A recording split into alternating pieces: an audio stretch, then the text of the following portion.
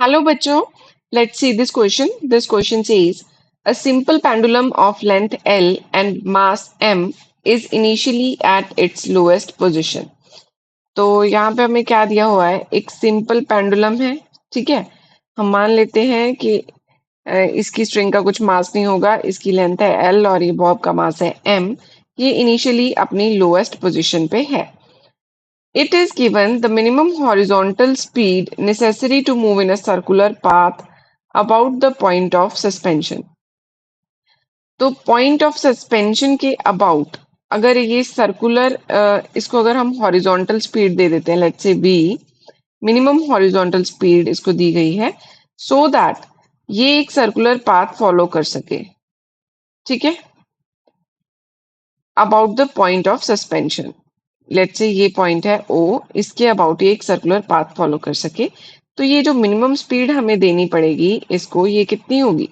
Square root 5gl। We know that कि अगर किसी पार्टिकल को सर्कुलर वर्टिकुलर सर्कुलर पाथ में हमें रोटेट करवाना है तो उसको मिनिमम स्पीड जो देनी पड़ती है वो होती है स्क्वायर रूट 5gl, ठीक है। तो हमने डायरेक्ट फॉर्मूला यूज किया है यहाँ पे। The tension in the string at the lowest position of the Bob is. तो यहाँ पे हमें पूछा है कि lowest position of the Bob में टेंशन क्या होगी स्ट्रिंग में। यहाँ पे टेंशन फोर्स टी लग रही होगी, यहाँ पे इसका वेट लग रहा होगा mg। तो टी माइनस एम जी किसके बराबर आ जाएगा? M B square by R के, सेंट्रीफ्यूगल फोर्स की, है ना।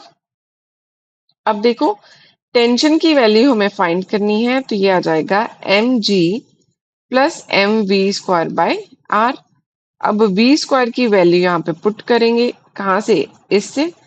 तो M G plus M by R, V square की वैल्यू आ जाएगी 5gl, ठीक है।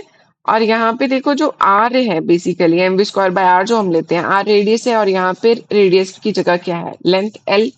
तो आर की जगह हम एल पुट कर सकते हैं यहाँ पे, तो इसको पुट कर देते हैं।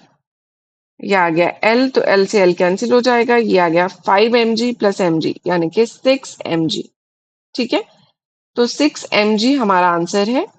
डी ऑप्शन बिल्कुल करेक्ट होगा। I hope you understood it well. Thank you.